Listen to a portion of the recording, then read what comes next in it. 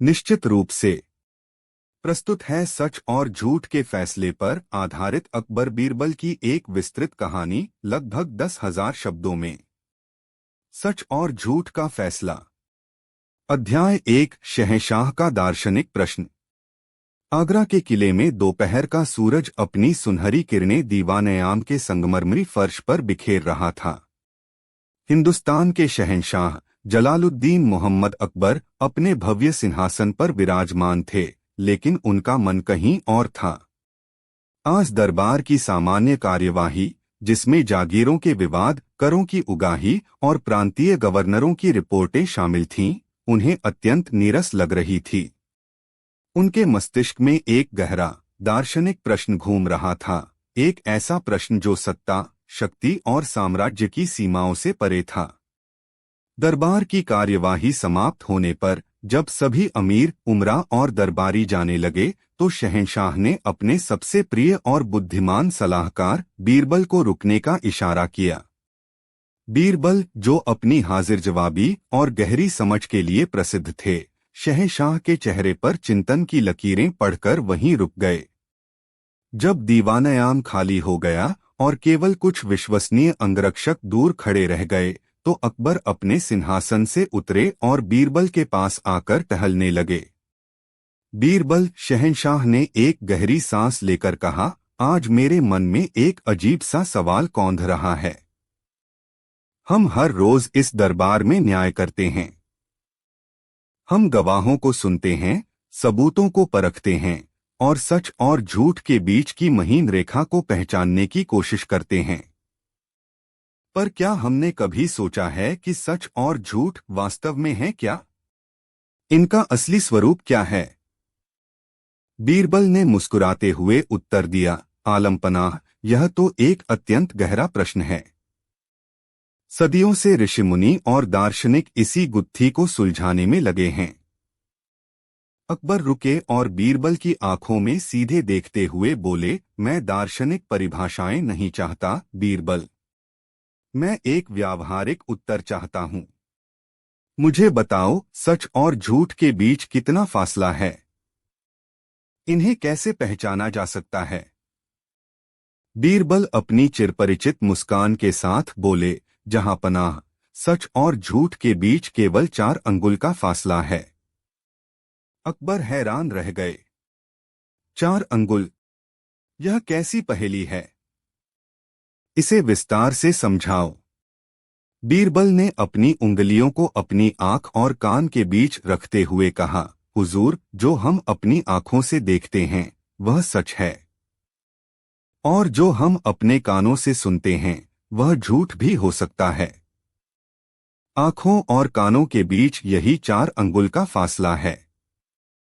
सुनी सुनाई बातों पर यकीन करने से पहले सत्य को अपनी आंखों से परखना आवश्यक है। अकबर बीरबल की इस चतुराई भरी बात से प्रभावित तो हुए, लेकिन पूरी तरह संतुष्ट नहीं हुए। तुम्हारी बात में बुद्धिमानी है, बीरबल, इसमें कोई शक नहीं। लेकिन यह एक कहावत जैसी लगती है। मैं इसे असल जीवन में देखना चाहता हूं।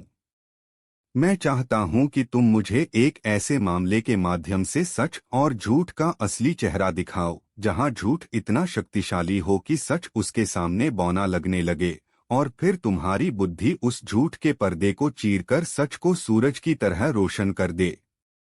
शहंशाह ने एक चुनौती भरे स्वर में कहा, क्या तुम ऐसा कर सकते हो?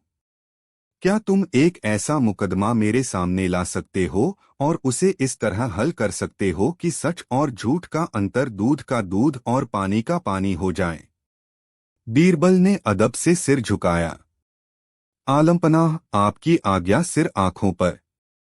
सत्य की अपनी एक शक्ति होती है और झूठ के पैर नहीं होते। वह ज्यादा देर खड़ा नहीं रह सकता। मुझे बस एक अवसर की प्रतीक्षा है, और मैं आपको दिखाऊंगा कि झूठ चाहे कितना भी जटिल और आकर्षक क्यों न हो, सच की सरलता के सामने उसे घुटने टेकने ही पड़ते हैं। अकबर ने सहमति में सिर हिलाया। उन्हें बीरबल की क्षमताओं पर पूरा भरोसा था। अब दोनों को बस उस अवसर की प्रतीक्षा थी, एक ऐसे मुकदमे की जो न्याय की सामान्य सीमाओं को चुनौती दे और सच झूठ की परिभाषा को नए सिरे से स्थापित करे। उन्हें यह नहीं पता था कि यह अवसर बहुत जल्द उनके दरवाजे पर दस्तक देने वाला था। अध्याय 2 सौदागर और सोने की मोहरों का विवाद। कुछ ही दिन बीते थे कि एक सुबह, जब दीवान-ए-आम खचाखच भरा हुआ था, दो सौदागर दरबार में न्याय की गुहार लेकर पहुंचे। दोनों ही आगरा के जाने-माने व्यापारी थे। एक का नाम सेठ धर्मपाल था, जो अपनी सादगी, ईमानदारी और धर्मपरायणता के लिए पूरे शहर में विख्यात थे। दूसरे का नाम सेठ करमचंद था, जो अत्यधिक धनी, व्यवहार कुशल और समाज में ऊंचा रसूख रखने वाला व्यक्ति था। शहंशाह अकबर के आदेश पर दोनों को पेश किया गया। धर्मपाल की आंखों में चिंता और पीड़ा थी, जबकि करमचंद के चेहरे पर आत्मविश्वास और एक प्रकार की शांत निश्चिंतता थी। धर्मपाल ने अपनी कांपती आवाज में फरियाद शुरू की, अन्नदाता, मैं लुट गया। मेरी जीवन भर की कमाई छीन ली गई। मैं आपके न्याय पर भरोसा करके यहाँ आया हूँ। अकबर ने उसे शांत करते हुए कहा, धैर्य रखो धर्मपाल।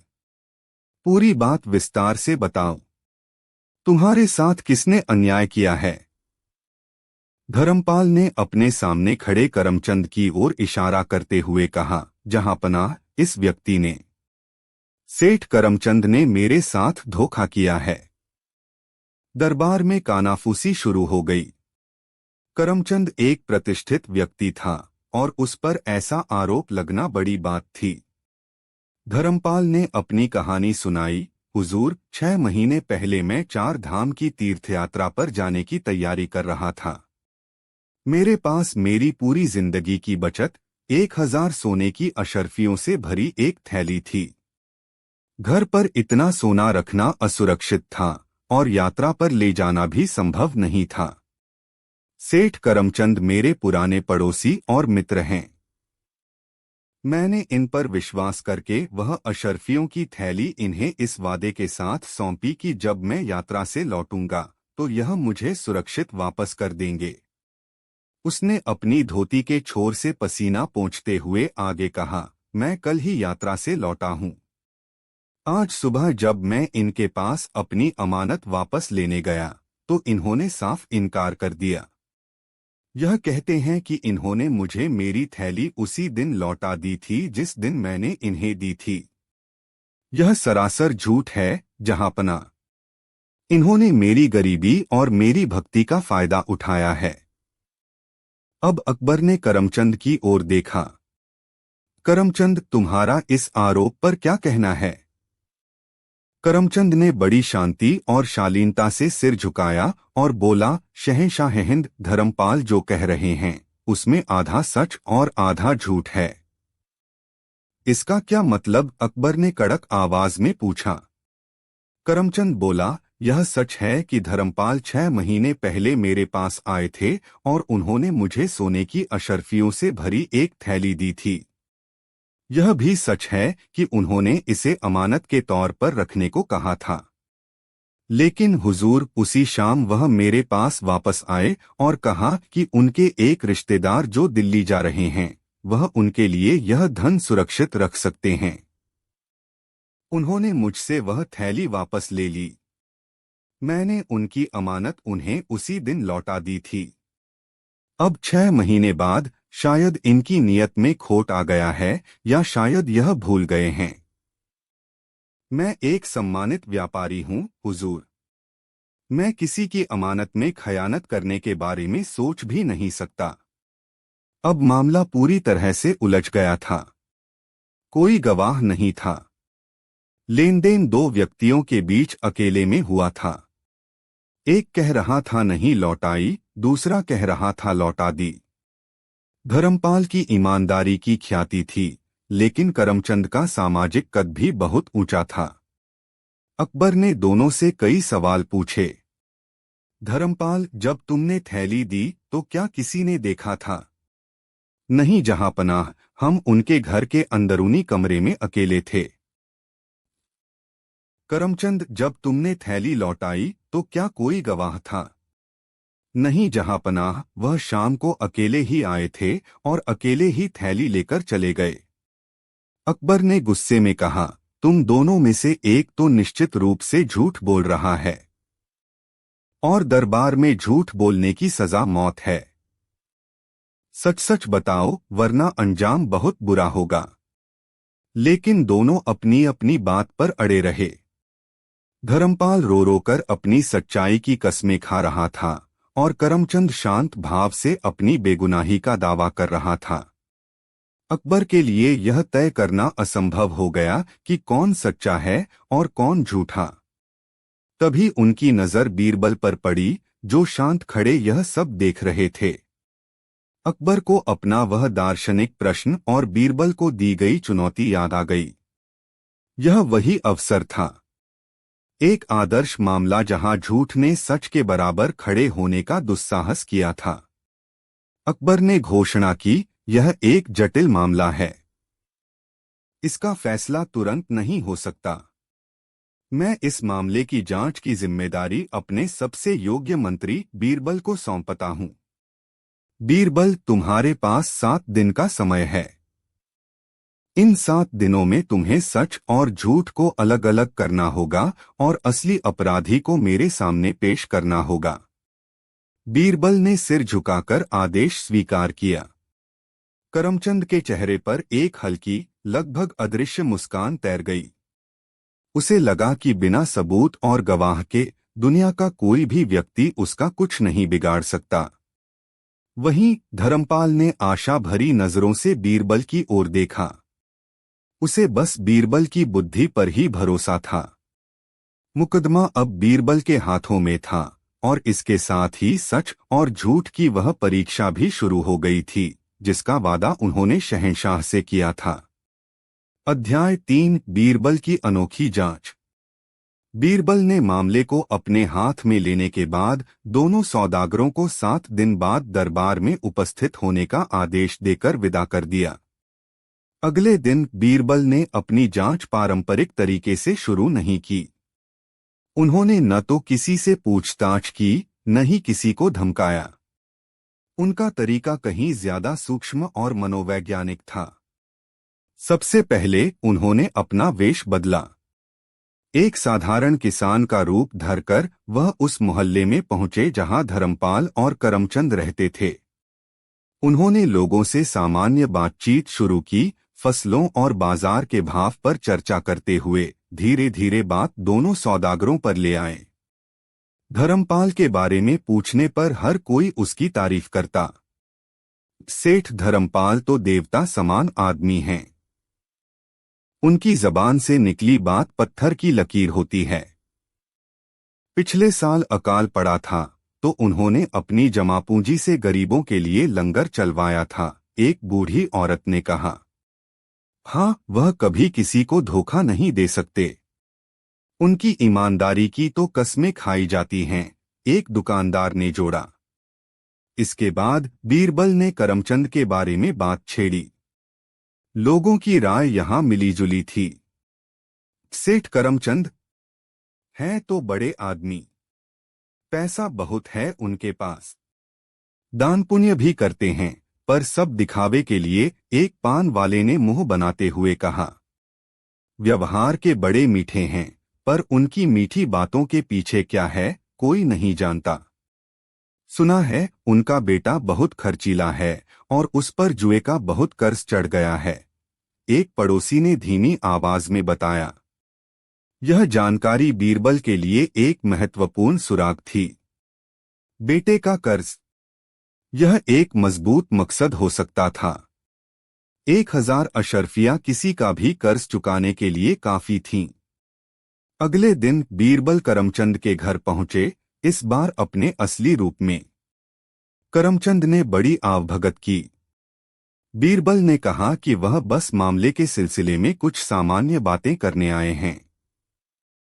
सेठ जी, बीरबल ने सहजता से पूछा, धर्मपाल जी ने आपको अमानत किस जगह पर दी थी?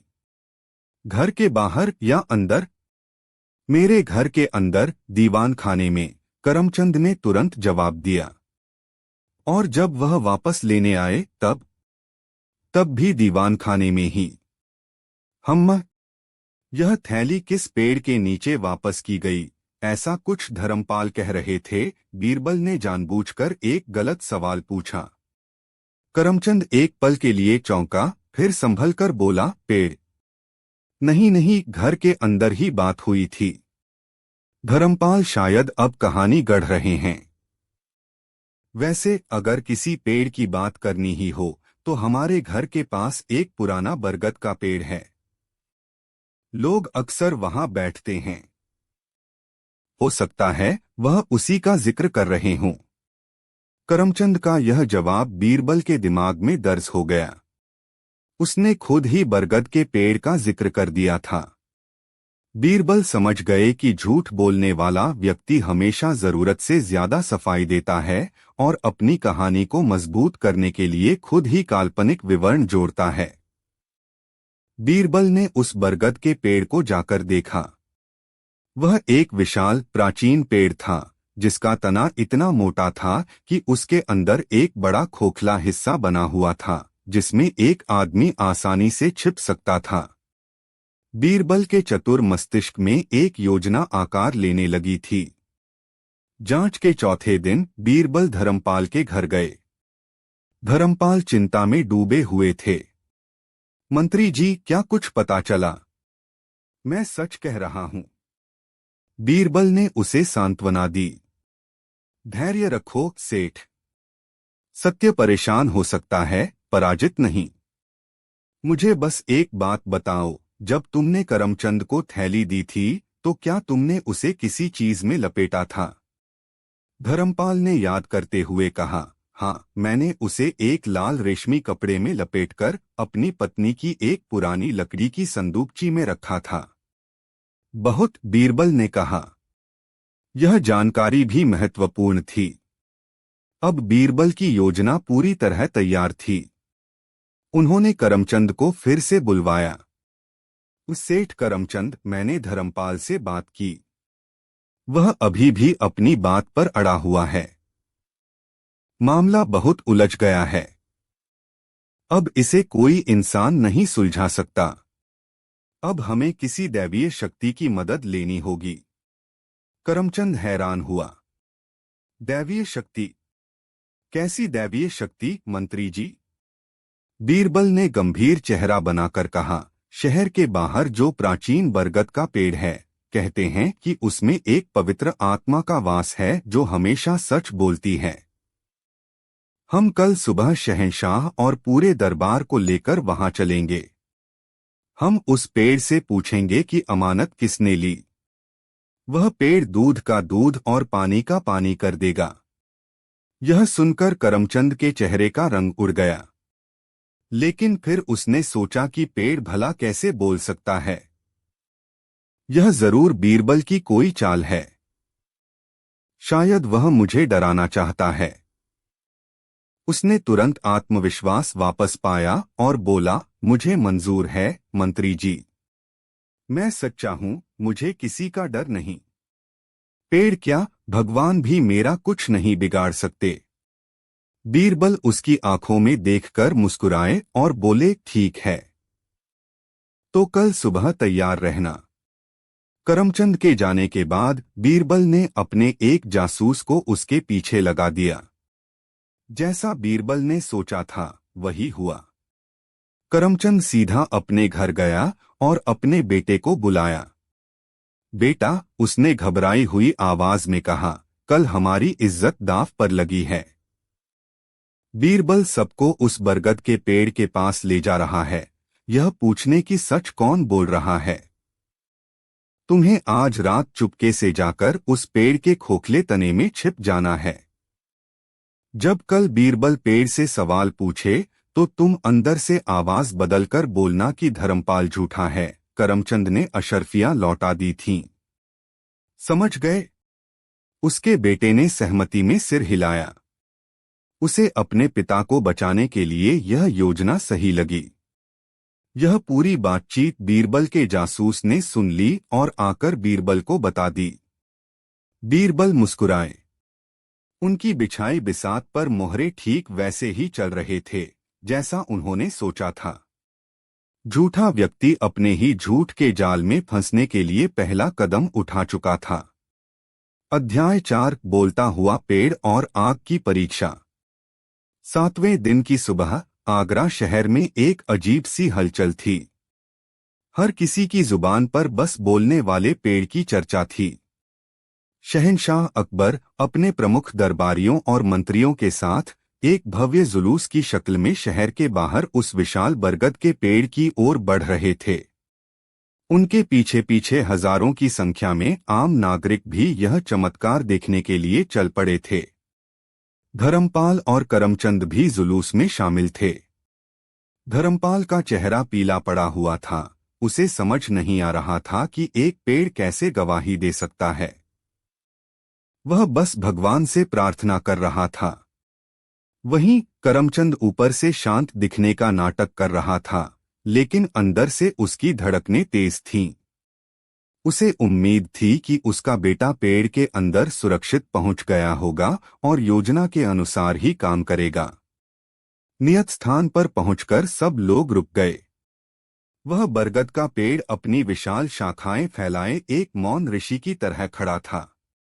वातावरण में एक रहस्यमयी शांति छा गई थी। बीरबल आगे बढ़े और पेड़ के सामने हाथ जोड़कर खड़े हो गए। उन्होंने ऊंची आवाज में कहा, हे वृक्ष देवता, हे पवित्र आत्मा, आज हिंदुस्तान के शहंशाह आपके सामने न्याय की गुहार लेकर आए हैं। इन दो सौदागरों धर्मपाल और करमचंद के बीच 1000 अशरफियों का विवाद है। हम आपसे प्रार्थना करते हैं कि आप सत्य प्रकट करें। हमें बताएं, क्या सेठ करमचंद ने धर्मपाल की अमानत उसे लौटाई थी या नहीं? सच क्या है? सबकी सांसें रुक गईं। चारों ओर गहरा सन्नाटा था। शहंशाह अकबर भी उत्सुकता से पेड़ की ओर देख रहे थे। कुछ पलों के बाद एक भारी, गूंजती हुई और रहस्यमयी आवाज पेड़ के अंदर से आई, सत्य। सत्य तो यह है कि सेठ करमचंद एक ईमानदार व्यक्ति हैं। उन्होंने धर्मपाल को उसकी अशर्फियां उसी दिन लौटा दी थीं। धर्मपाल झूठ बोल रहा है। यह आवाज सुनकर भीड़ में हलचल मच गई। धर्मपाल हक्का बक्का रह गया और जमीन पर घुटनों के बल गिर पड़ा। नहीं, यह झूठ है, यह असंभव है, वह चिल्लाया। करमचंद के चेहरे पर विजय की मुस्कान फैल गई। उसने तुरंत शहंशाह के सामने झुककर कहा, देखा जहांपना, स्वयं दैवीय शक्ति ने मेरी सच्चाई की गवाही दी है। अब तो इस झूठे धर्मपाल को कठोर दंड मिलना चाहिए। अकबर भी हैरान थे। वह बीरबल की ओर मुड़े, उनके चेहरे पर निराशा थी। उन्हें लगा कि बीरबल की योजना विफल हो गई है। लेकिन बीरबल के चेहरे पर चिंता की एक भी लकीर नहीं थी। वह शांत भाव से मुस्कुरा रहे थे। उन्होंने शहंशाह से कहा, आलमपनाह, न्याय करने में जल्दबाजी न करें। वृक्ष देवता ने सच तो कह दिया है, लेकिन उनकी आवाज में पीड़ा है। लगता है कि इस खोखले तने में ठंड और अंधेरे के कारण आत्मा कष्ट में है। हमें आत्मा को शांति और गर्मी देने के लिए कुछ करना होगा। क्या मतलब? अकबर ने पूछा। बीरबल ने पास खड़े सैनिकों को आदेश दिया, जल्दी करो। इस पेड़ के तने के चारों ओर सूखी लकड़ियां और पत्ते इकट्ठा करो। हम आग जलाकर इस पवित्र आत्मा को गर्मी देंगे, ताकि वह प्रसन्न होकर हमें आशीर्वाद दे सके। यह सुनकर करमचंद का चेहरा सफेद पड़ गया। आग? इसकी क्या जरूरत है, मंत्री जी? गवाही तो मिल चुकी है, उसने हकलाते हुए कहा। चुप रहो, बीरबल ने कड़क आवाज में कहा। तुम दैवीय मामलों में दखल मत दो। सैनिकों ने तुरंत पेड़ के चारों ओर सूखी पत्तियों और लकड़ियों का एक बड़ा ढेर लगा दिया।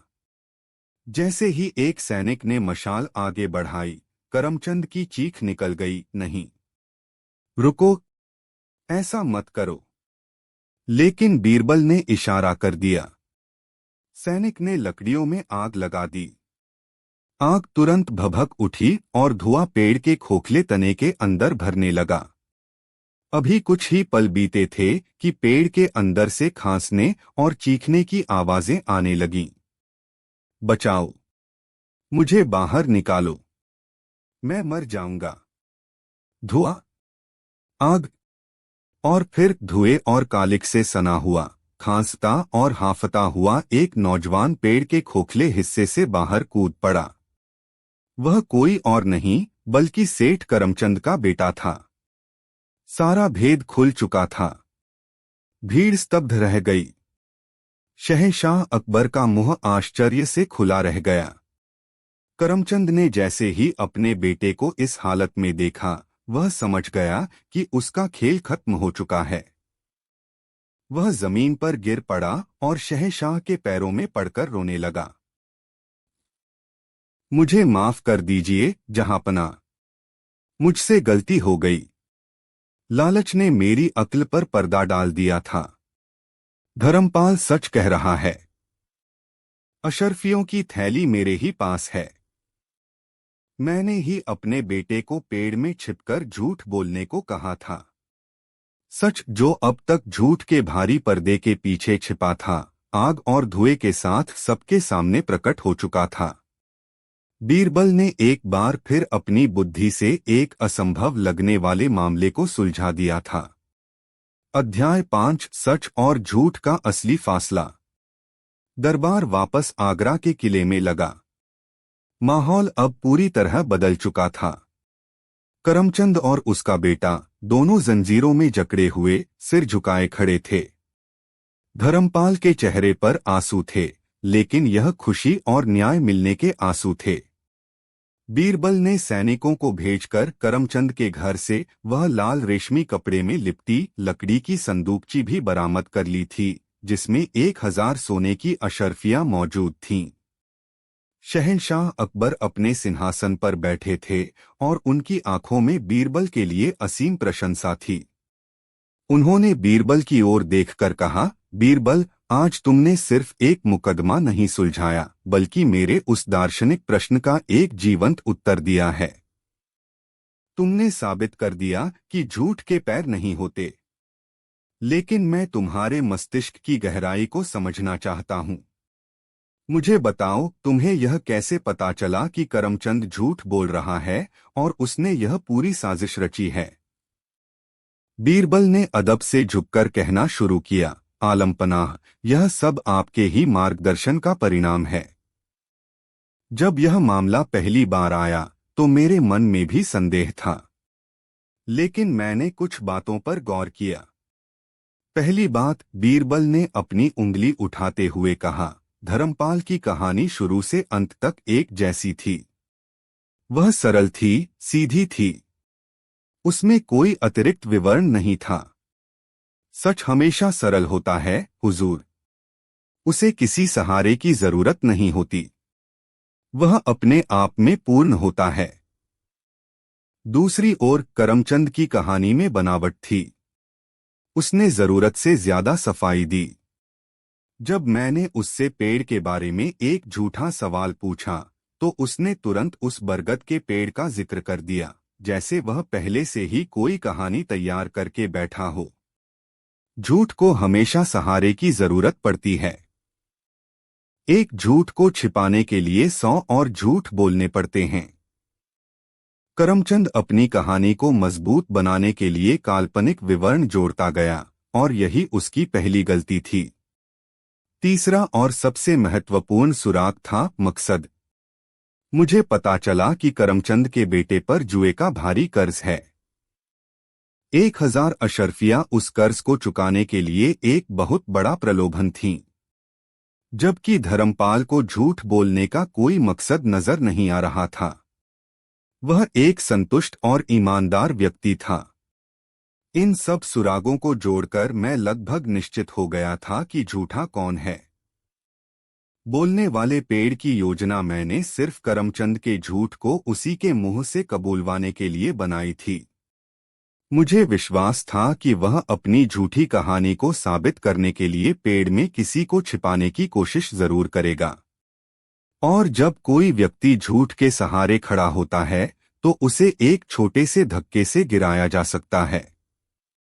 आग का डर वही छोटा सा धक्का था जिसने उसके झूठ के पूरे महल को ध्वस्त कर दिया। बीरबल ने अपनी बात समाप्त करते हुए कहा, तो जहां पनाह, अब आप सच और झूठ का असली स्वरूप समझ गए होंगे। सच पानी की तरह निर्मल और पारदर्शी होता है।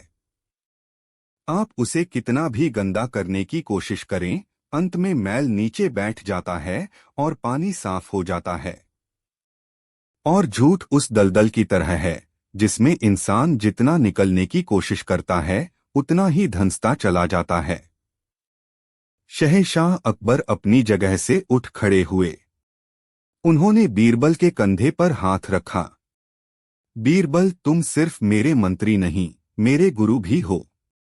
आज तुमने मुझे न्याय का सबसे बड़ा सबक सिखाया है। तुमने सचमुच दिखा दिया कि आंखों देखी आग से निकलते लड़के को देखना ही सच है और कानों सुनी पेड़ की आवाज सुनना झूठ हो सकती है। वह 4 अंगुल का फासला आज पूरी तरह से स्पष्ट हो गया। अकबर ने अपना फैसला सुनाया। धर्मपाल को उसकी अशर्फिया ब्याज सहित वापस दिलाई गईं और उसकी ईमानदारी के लिए उसे 100 अशर्फियों का अतिरिक्त इनाम दिया गया। करमचंद को धोखाधड़ी, दरबार को गुमराह करने और न्याय प्रक्रिया में बाधा डालने के अपराध में उसकी सारी संपत्ति का आधा हिस्सा राजकोष में जमा करने और 5 साल के कठोर कारावास की सजा सुनाई गई। उसके बेटे को भी इस साजिश में निश्चित रूप से। प्रस्तुत है कहानी का अगला भाग। भाग 2, अर्धसत्य का विष। अध्याय 6, न्याय का प्रभाव और एक नई चुनौती। उस बोलने वाले पेड़ की घटना को 5 वर्ष बीत चुके थे। बीरबल की ख्याति अब केवल आगरा या हिंदुस्तान तक सीमित नहीं थी, बल्कि दूरदराज के देशों तक उनकी बुद्धिमत्ता के किस्से पहुंच चुके थे। वह न्याय और प्रखर बुद्धि का एक जीता जागता प्रतीक बन गए थे। सेठ धर्मपाल अब शहर के सबसे सम्मानित व्यापारियों में से एक थे और अपनी ईमानदारी के लिए एक मिसाल बन चुके थे। वहीं दूसरी ओर करमचंद कारावास के कष्ट और अपमान को सह न सका और कुछ ही वर्षों में उसकी मृत्यु हो गई। उसका बेटा माधव अपनी 1 साल की सजा पूरी करके बाहर आ चुका था, लेकिन जेल की चारदीवारी ने उसे सुधारा नहीं, बल्कि उसके मन में बदले की आग को और भड़का दिया था। उसके पिता की मौत, उनकी इज्जत का मिट्टी में मिलना और अपनी बर्बादी, इन सब का जिम्मेदार वह केवल एक व्यक्ति को मानता था, बीरबल। इन 5 वर्षों में उसने खुद को शांत रखा, लेकिन उसका मन एक ऐसी साजिश रच रहा था जो बीरबल को उसी के खेल में मात दे सके। वह जानता था कि बीरबल को शारीरिक हानि पहुंचाना मूर्खता होगी। असली बदला तो तब होगा जब वह बीरबल की सबसे बड़ी ताकत, उसकी साख और बुद्धिमानी को ही कलंकित कर दे। एक दिन अकबर और बीरबल यमुना के किनारे अपने बगीचे में टहल रहे थे। माहौल शांत था और ठंडी हवा चल रही थी। अकबर के मन में फिर एक दार्शनिक विचार ने जन्म लिया। बीरबल, शहंशाह ने कहा, तुमने उस दिन सच और झूठ का अंतर बखूबी समझाया था। तुमने साबित किया कि सच की हमेशा जीत होती है। लेकिन आज मेरे मन में एक और गहरा सवाल है। मुझे बताओ, ज्यादा खतरनाक क्या है, एक सफेद स्पष्ट झूठ या फिर एक अर्धसत्य? एक ऐसी बात जिसमें आधा सच और आधा झूठ मिला हो, जिसे इस तरह पेश किया जाए कि वह सच ही लगे। बीरबल ने एक पल सोचा और फिर उत्तर दिया, आलम पनाह, आपका प्रश्न बहुत गूढ़ है। एक स्पष्ट झूठ तो उस दुश्मन की तरह है जो सामने से तलवार लेकर आता है। आप उसे देख सकते हैं, उससे लड़ सकते हैं, अपना बचाव कर सकते हैं। लेकिन एक अर्धसत्य उस जहर की तरह है जो शहद में मिलाकर दिया गया है। वह मीठा लगता है, विश्वसनीय लगता है, पर धीरे धीरे आपकी आत्मा को मार देता है। इसलिए मेरी नजर में अर्धसत्य एक सफेद झूठ से 1000 गुना ज्यादा खतरनाक और विनाशकारी है। अकबर प्रभावित हुए। मैं चाहता हूं कि तुम अपनी इस बात को भी सिद्ध करो, बीरबल। क्या कभी ऐसा अवसर आएगा जब तुम मुझे अर्धसत्य की भयावहता दिखा सकोगे?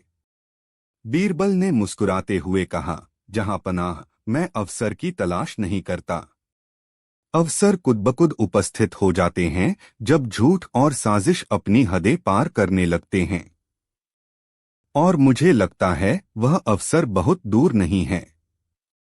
बीरबल को यह अंदेशा नहीं था कि यह अवसर उनके खिलाफ ही एक बड़ी साजिश के रूप में सामने आने वाला था, जिसे रचने वाला कोई और नहीं बल्कि करमचंद का बेटा माधव था। अध्याय 7 साजिश का जाल। माधव ने अपनी योजना पर काम करना शुरू कर दिया था। वह जानता था कि बीरबल पर कोई साधारण आरोप काम नहीं करेगा। उसे एक ऐसा जाल बुनना था जो बीरबल की 4 अंगुल वाली परिभाषा को ही चुनौती दे, एक ऐसा जाल जिसमें आंखों देखी भी झूठ साबित हो। उसने अपनी योजना के लिए एक साथी चुना, सेठ जगत नारायण।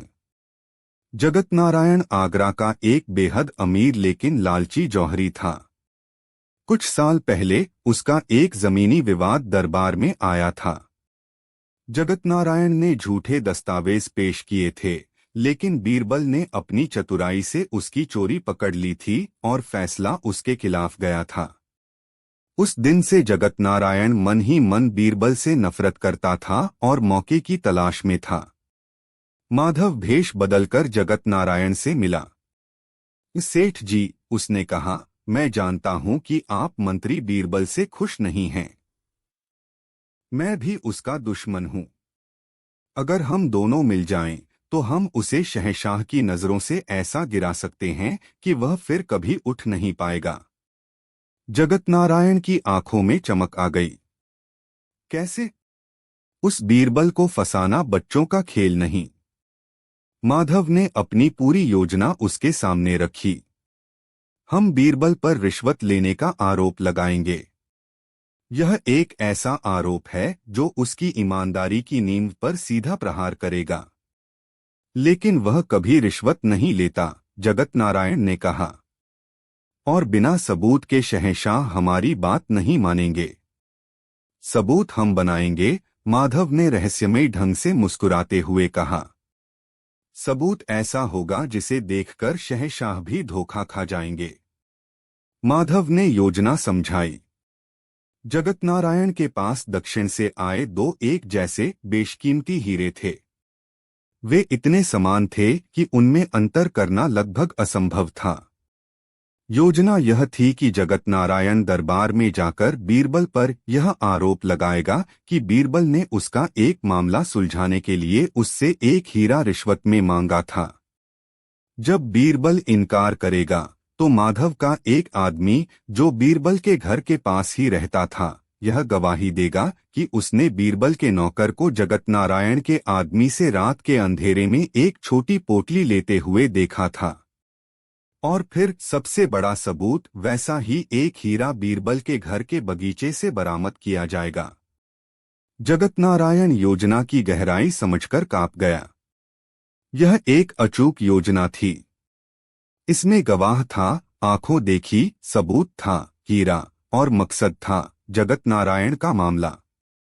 यह एक अर्धसत्य का उत्तम उदाहरण था। सच यह था कि हीरा असली था, लेकिन उसके साथ जुड़ी कहानी पूरी तरह झूठी थी। माधव ने कहा, हम बीरबल को उसी के हथियार से मारेंगे। वह कहता है न कि आंखों देखी सच होती है। पूरा दरबार अपनी आंखों से हीरा देखेगा और गवाह की आंखों देखी बात सुनेगा। फिर देखते हैं कि बीरबल कैसे अपनी बेगुनाही साबित करता है। दोनों साजिशकर्ता हाथ मिला चुके थे। बीरबल के सम्मान और बुद्धि की सबसे कठिन परीक्षा का मंच तैयार हो रहा था। अध्याय 8 बीरबल पर लगा कलंक। कुछ दिनों बाद जब दीवान-ए-आम भरा हुआ था, सेठ जगत नारायण ने कांपते हुए स्वर में न्याय की गुहार लगाई। जहांपनाह, मैं लुट गया। आपके सबसे भरोसेमंद मंत्री ने मेरे साथ अन्याय किया है। दरबार में सन्नाटा छा गया। अकबर ने कड़क आवाज में पूछा, साफ साफ कहो, किसकी बात कर रहे हो तुम? जगत नारायण ने बीरबल की ओर इशारा करते हुए कहा, इनकी, जहांपनाह। मंत्री बीरबल की। मेरा एक व्यापारिक मामला इनके पास आया था। इन्होंने उसे मेरे हक में निपटाने के लिए मुझसे मेरे सबसे कीमती हीरे की रिश्वत मांगी। जब मैंने मना किया तो इन्होंने मुझे धमकाया। बीरबल, जो अपनी जगह पर शांत बैठे थे, इस आरोप से अचंभित रह गए, लेकिन उनके चेहरे पर कोई शिकन नहीं आई। उन्होंने शांति से कहा, यह आदमी सरासर झूठ बोल रहा है, आलमपना। मैंने इससे आज तक इस मामले में अकेले में कोई बात नहीं की। अकबर ने जगत नारायण से पूछा, तुम्हारे पास इस गंभीर आरोप का कोई सबूत है? जी जहांपनाह, जगत नारायण ने कहा। मेरा हीरा तो इन्होंने ले लिया, लेकिन मेरा एक विश्वसनीय कर्मचारी है जिसने बीरबल के नौकर को मुझसे रिश्वत की पोटली लेते हुए देखा था। तभी माधव, एक साधारण नागरिक के भेष में, भीड़ से आगे आया। हुजूर, मैं सेठ जगत नारायण को नहीं जानता, लेकिन मैं बीरबल जी के घर के पास रहता हूँ। परसों रात मैंने अपनी आंखों से इनके नौकर को एक आदमी से अंधेरे में एक छोटी पोटली लेते देखा था।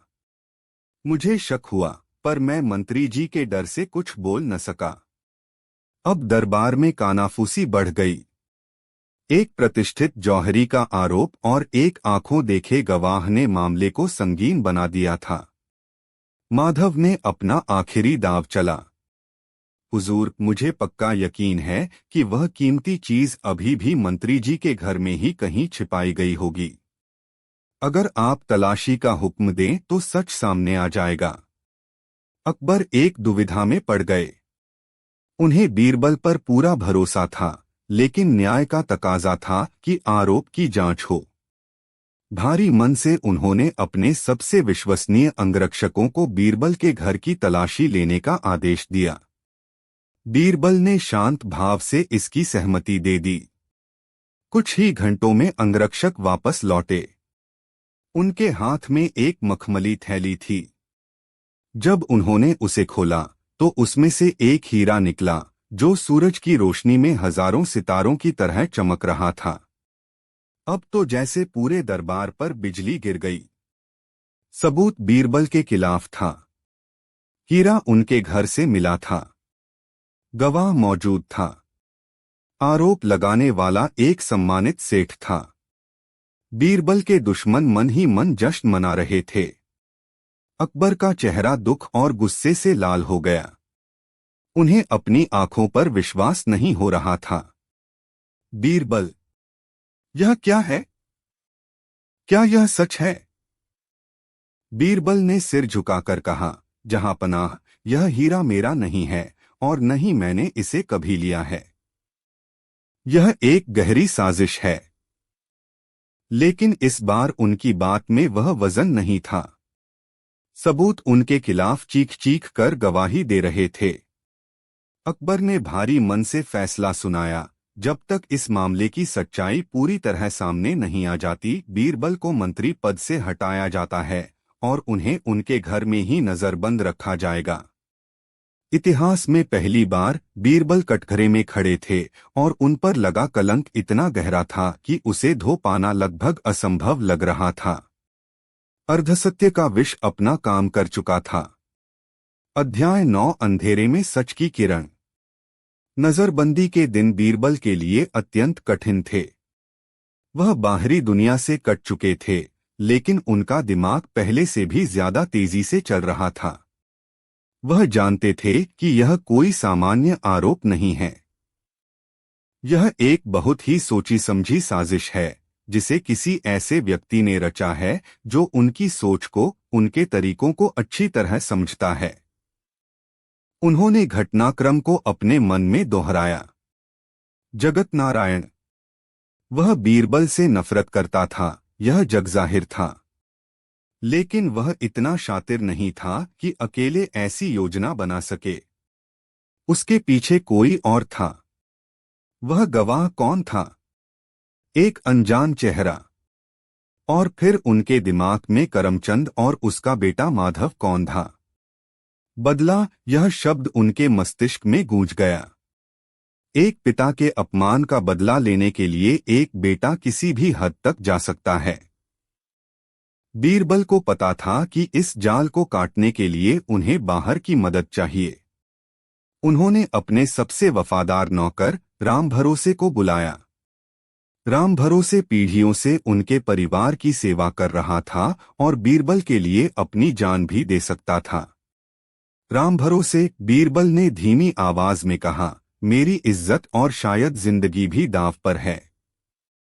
तुम्हें मेरा एक काम करना होगा।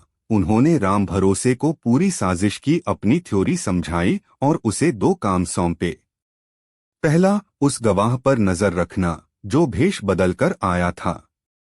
दूसरा, सेठ जगत नारायण की हर गतिविधि पर नजर रखना। बीरबल को यकीन था कि साजिश करने वाले अपनी जीत का जश्न मनाने के लिए आपस में मिलेंगे जरूर। राम भरोसे एक माहिर जासूस की तरह अपने काम में जुट गया। कई दिनों की मेहनत के बाद उसे सफलता मिली। उसने उस गवाह का पीछा किया और पाया कि वह शहर के एक सराय में जगत नारायण से गुप्त रूप से मिल रहा था। राम भरोसे ने छिपकर उनकी बातें सुनी।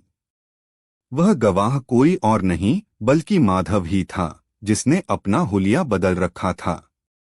राम भरोसे ने सुना, जगत नारायण घबराए हुए स्वर में कह रहा था, माधव, अब क्या होगा?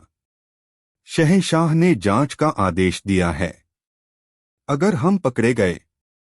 माधव ने हंसते हुए कहा, डरो मत सेठ।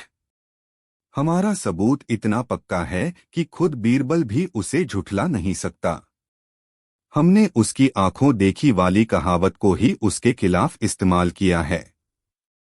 बस कुछ दिन और फिर शहंशाह उसे देश निकाला दे देंगे और हमारा बदला पूरा हो जाएगा। वह दूसरा हीरा मेरे पास सुरक्षित है। एक बार बीरबल यहां से चला जाए, फिर हम उसे बेचकर आधा आधा बांट लेंगे। दूसरा हीरा, यह सुनते ही राम भरोसे के कान खड़े हो गए। वह समझ गया कि यही साजिश की सबसे कमजोर कड़ी है। उसने तुरंत आकर यह सारी जानकारी बीरबल को दी। बीरबल की आंखों में एक नई चमक आ गई। शाबाश राम भरोसे, तुमने मुझे वह धागा दे दिया है जिससे मैं इस पूरे जाल को उधेड़ सकता हूं। अब बीरबल के पास योजना थी। उन्हें बस उस दूसरे हीरे को हासिल करना था और उसे दरबार में सही समय पर पेश करना था। उन्होंने राम भरोसे को माधव के ठिकाने का पता लगाने और किसी भी तरह उस दूसरे हीरे को हासिल करने का जिम्मा सौंपा। यह एक खतरनाक काम था, लेकिन बीरबल की आबरू बचाने के लिए यह जरूरी था। कुछ और दिनों की मशक्कत के बाद राम भरोसे ने वह कर दिखाया। उसने पता लगा लिया कि माधव ने वह दूसरा हीरा सराय में अपने बिस्तर के नीचे एक गुप्त तहखाने में छिपा रखा था। एक रात जब माधव जश्न मनाने के लिए बाहर गया हुआ था, राम भरोसे ने बड़ी चतुराई से वह हीरा निकाल लिया और सीधे बीरबल के पास ले आया। अब दोनों एक जैसे हीरे बीरबल के पास थे। अंधेरे में सच की किरण चमक उठी थी। अब बस सुबह का इंतजार था ताकि इस अर्धसत्य के विष को अमृत से काटा जा सके। अध्याय 10, अर्धसत्य का पर्दाफाश। अगले दिन बीरबल ने शहंशाह को संदेश भिजवाया कि वह इस मामले में कुछ नए तथ्य पेश करना चाहते हैं और उन्हें दरबार में उपस्थित होने की अनुमति दी जाए। अकबर, जो अभी भी निराश और दुखी थे, ने अनिच्छा से अनुमति दे दी। अकबर ने जगत नारायण से पूछा, तुम्हारे पास इस गंभीर आरोप का कोई सबूत है? जी जहांपनाह, जगत नारायण ने कहा। मेरा हीरा तो इन्होंने ले लिया, लेकिन मेरा एक विश्वसनीय कर्मचारी है जिसने बीरबल के नौकर को मुझसे रिश्वत की पोटली लेते हुए देखा था। तभी माधव एक साधारण नागरिक के भेष में भीड़ से आगे आया। हुजूर, मैं सेठ जगत नारायण को नहीं जानता, लेकिन मैं बीरबल जी के घर के पास रहता हूँ। परसों रात मैंने अपनी आंखों से इनके नौकर को एक आदमी से अंधेरे में एक छोटी पोटली लेते देखा था। मुझे शक हुआ, पर मैं मंत्री जी के डर से कुछ बोल न सका। अब दरबार में कानाफूसी बढ़ गई। एक प्रतिष्ठित जौहरी का आरोप और एक आंखों देखे गवाह ने मामले को संगीन बना दिया था।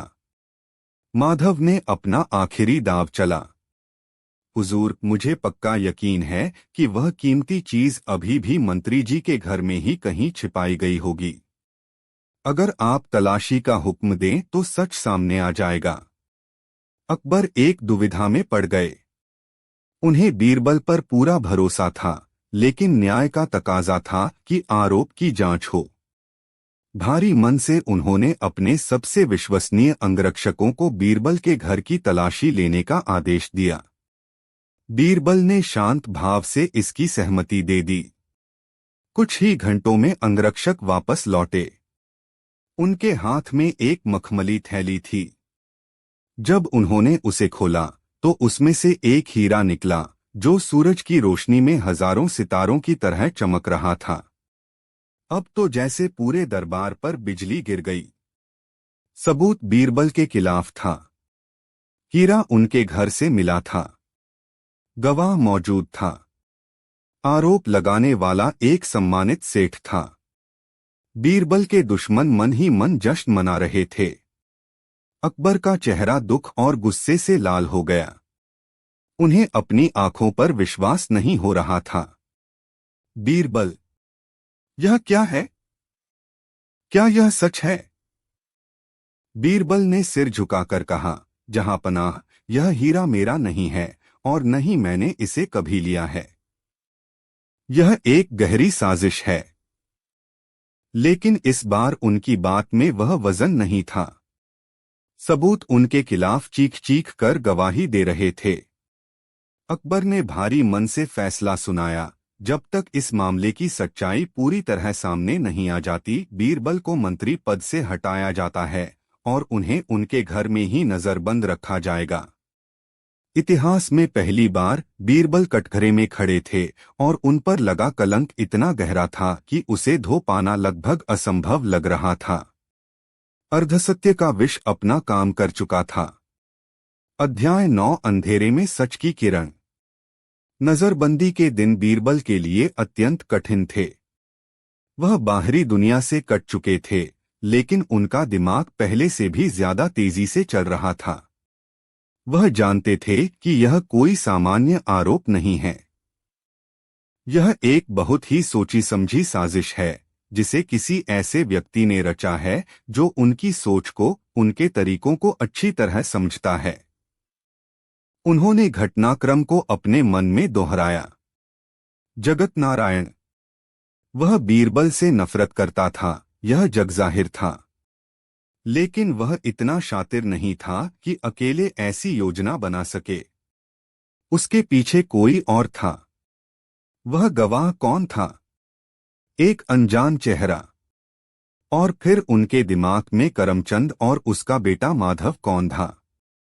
बदला, यह शब्द उनके मस्तिष्क में गूंज गया। एक पिता के अपमान का बदला लेने के लिए एक बेटा किसी भी हद तक जा सकता है। बीरबल को पता था कि इस जाल को काटने के लिए उन्हें बाहर की मदद चाहिए। उन्होंने अपने सबसे वफादार नौकर राम भरोसे को बुलाया। राम भरोसे पीढ़ियों से उनके परिवार की सेवा कर रहा था और बीरबल के लिए अपनी जान भी दे सकता था। राम भरोसे, बीरबल ने धीमी आवाज में कहा, मेरी इज्जत और शायद जिंदगी भी दांव पर है। तुम्हें मेरा एक काम करना होगा। उन्होंने राम भरोसे को पूरी साजिश की अपनी थ्योरी समझाई और उसे 2 काम सौंपे। पहला, उस गवाह पर नजर रखना जो भेष बदलकर आया था। दूसरा, सेठ जगत नारायण की हर गतिविधि पर नजर रखना। बीरबल को यकीन था कि साजिश करने वाले अपनी जीत का जश्न मनाने के लिए आपस में मिलेंगे जरूर। राम भरोसे एक माहिर जासूस की तरह अपने काम में जुट गया। कई दिनों की मेहनत के बाद उसे सफलता मिली। उसने उस गवाह का पीछा किया और पाया कि वह शहर के एक सराय में जगत नारायण से गुप्त रूप से मिल रहा था। राम भरोसे ने छिपकर उनकी बातें सुनी। वह गवाह कोई और नहीं बल्कि माधव ही था, जिसने अपना हुलिया बदल रखा था। राम भरोसे ने सुना, जगत नारायण घबराए हुए स्वर में कह रहा था, माधव अब क्या होगा? शहंशाह ने जांच का आदेश दिया है। अगर हम पकड़े गए? माधव ने हंसते हुए कहा, डरो मत सेठ। हमारा सबूत इतना पक्का है कि खुद बीरबल भी उसे झुठला नहीं सकता। हमने उसकी आंखों देखी वाली कहावत को ही उसके खिलाफ इस्तेमाल किया है। बस कुछ दिन और फिर शहंशाह उसे देश निकाला दे देंगे और हमारा बदला पूरा हो जाएगा। वह दूसरा हीरा मेरे पास सुरक्षित है। एक बार बीरबल यहां से चला जाए, फिर हम उसे बेचकर आधा आधा बांट लेंगे। दूसरा हीरा, यह सुनते ही राम भरोसे के कान खड़े हो गए। वह समझ गया कि यही साजिश की सबसे कमजोर कड़ी है। उसने तुरंत आकर यह सारी जानकारी बीरबल को दी। बीरबल की आंखों में एक नई चमक आ गई। शाबाश राम भरोसे, तुमने मुझे वह धागा दे दिया है जिससे मैं इस पूरे जाल को उधेड़ सकता हूं। अब बीरबल के पास योजना थी। उन्हें बस उस दूसरे हीरे को हासिल करना था और उसे दरबार में सही समय पर पेश करना था। उन्होंने राम भरोसे को माधव के ठिकाने का पता लगाने और किसी भी तरह उस दूसरे हीरे को हासिल करने का जिम्मा सौंपा। यह एक खतरनाक काम था, लेकिन बीरबल की आबरू बचाने के लिए यह जरूरी था। कुछ और दिनों की मशक्कत के बाद राम भरोसे ने वह कर दिखाया। उसने पता लगा लिया कि माधव ने वह दूसरा हीरा सराय में अपने बिस्तर के नीचे एक गुप्त तहखाने में छिपा रखा था। एक रात जब माधव जश्न मनाने के लिए बाहर गया हुआ था, राम भरोसे ने बड़ी चतुराई से वह हीरा निकाल लिया और सीधे बीरबल के पास ले आया। अब दोनों एक जैसे हीरे बीरबल के पास थे। अंधेरे में सच की किरण चमक उठी थी। अब बस सुबह का इंतजार था, ताकि इस अर्धसत्य के विष को अमृत से काटा जा सके। अध्याय 10 अर्धसत्य का पर्दाफाश। अगले दिन बीरबल ने शहंशाह को संदेश भिजवाया कि वह इस मामले में कुछ नए तथ्य पेश करना चाहते हैं और उन्हें दरबार में उपस्थित होने की अनुमति दी जाए। अकबर, जो अभी भी निराश और दुखी थे, ने अनिच्छा से अनुमति दे दी। दरबार एक बार फिर खचाखच भरा था। सबकी नजरें बीरबल पर थीं, जो आज एक मंत्री की तरह नहीं बल्कि एक आरोपी की तरह सिर झुकाए खड़े थे। जगत नारायण और माधव अपने असली रूप में भी दरबार में मौजूद थे। उनके चेहरों पर एक विजी मुस्कान थी। कहो बीरबल, तुम क्या कहना चाहते हो? अकबर ने रूखी आवाज में पूछा। बीरबल ने सिर उठाया।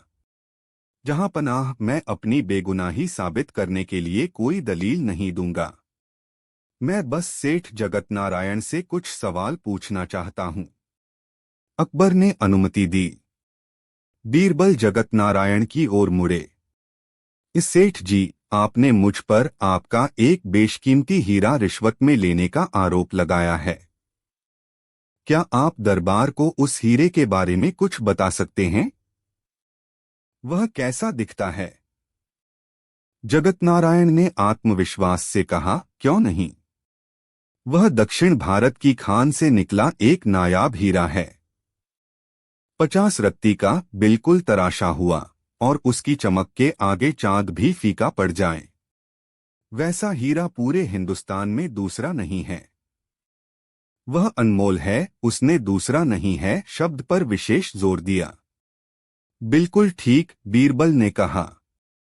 तो आप यह कह रहे हैं कि आपके उस हीरे जैसा दूसरा कोई हीरा मौजूद नहीं है? बिल्कुल नहीं। मैं इसकी कसम खा सकता हूं, जगत नारायण ने छाती ठोककर कहा।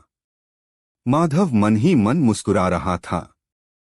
अब बीरबल शहंशाह अकबर की ओर मुड़े। आलमपनाह, आपके अंगरक्षकों ने जो हीरा मेरे घर के बगीचे से बरामद किया था, क्या वह यहाँ लाया जा सकता है? अकबर के इशारे पर वह हीरा पेश किया गया। वह मखमली गद्दी पर रखा चमक रहा था। अब मैं सेठ जगत नारायण से पूछना चाहता हूँ, बीरबल ने अपनी आवाज ऊंची करते हुए कहा। अगर यह वही अनमोल और इकलौता हीरा है तो फिर। बीरबल ने अपनी कमर में बंधी थैली खोली और उसमें से एक हूबहू वैसा ही दूसरा हीरा निकालकर उसी गद्दी पर पहले हीरे के पास रख दिया। तो फिर यह क्या है? दरबार में जैसे भूचाल आ गया।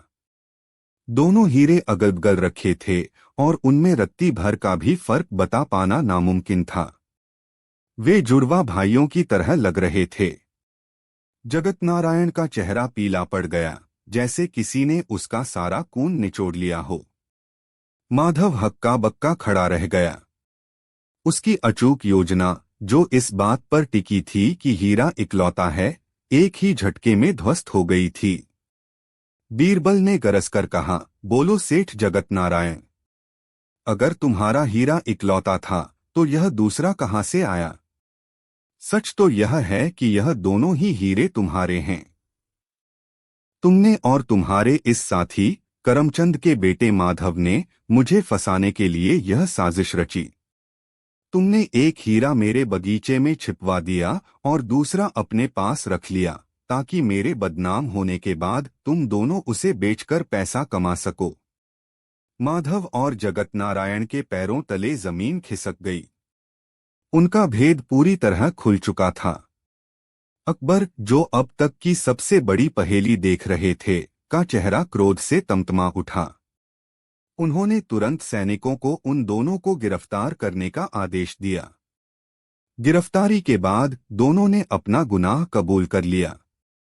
उन्होंने पूरी साजिश का ब्यौरा दे दिया कि कैसे उन्होंने बीरबल को बदनाम करने के लिए यह जाल बुना था। शहंशाह अकबर अपनी गद्दी से उतरे और बीरबल के पास आए। उन्होंने अपने हाथों से बीरबल के कंधों से अपमान की धूल झाड़ी और उन्हें गले लगा लिया। मुझे माफ कर दो बीरबल, मैं तुम्हारी निष्ठा पर शक करने लगा था, लेकिन आज तुमने मुझे एक और बड़ा सबक सिखाया है। दरबार शांत हो गया। अकबर ने बीरबल से पूछा, अब बताओ बीरबल, मेरे उस सवाल का जवाब। ज्यादा खतरनाक क्या है, एक सफेद झूठ या अर्धसत्य? बीरबल ने सिर झुकाकर उत्तर दिया, जहां पनाह, आज पूरे दरबार ने इसका जवाब अपनी आंखों से देख लिया है। करमचंद का झूठ एक स्पष्ट झूठ था, जिसे मैंने बोलने वाले पेड़ के एक साधारण नाटक से उजागर कर दिया, क्योंकि वह झूठ निराधार था। लेकिन माधव और जगत नारायण का अर्धसत्य कहीं ज्यादा खतरनाक था। उन्होंने एक सच, असली हीरा का इस्तेमाल किया और उसे एक बड़े झूठ, रिश्वत की कहानी के साथ परोस दिया। इस वजह से उनकी कहानी विश्वसनीय लगी, यहाँ तक कि आपकी आंखों ने भी धोखा खा लिया। बीरबल ने अपनी बात समाप्त करते हुए कहा, इसलिए आलमपनाह, एक स्पष्ट झूठ से लड़ना आसान है, क्योंकि उसकी कोई नींव नहीं होती। लेकिन अर्धसत्य से लड़ना मुश्किल है, क्योंकि उसकी नींव सच की चट्टान पर रखी होती है, भले ही उसकी इमारत झूठ की हो। यह शहद में मिला वह जहर है जो विश्वासघात का सबसे घातक रूप है। अकबर ने गहरी सांस ली। उन्हें अपना जवाब मिल चुका था। उन्होंने माधव और जगत नारायण को राजद्रोह और न्याय प्रक्रिया को गुमराह करने के सबसे गंभीर अपराध में आजीवन कारावास की सजा सुनाई। बीरबल को उनका मंत्री पद और सम्मान दोगुनी इज्जत के साथ वापस लौटा दिया गया। उस दिन के बाद अकबर के दरबार